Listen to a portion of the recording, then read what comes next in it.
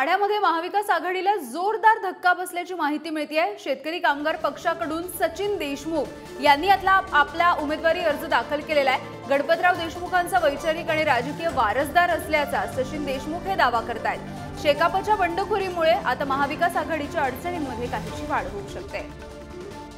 आमची भूमिका आहे की माढा लोकसभा मतदारसंघामध्ये जो ओबीसी समाज आहे, बारा बलुतेदार समाज आहे, धनगर समाज आहे, लोणारी समाज आहे, या ताकदीवर आणि बहुजन समाज आम्ही पुरोगामी विचाराचे आबासाहेबांचे वारसदार आहोत।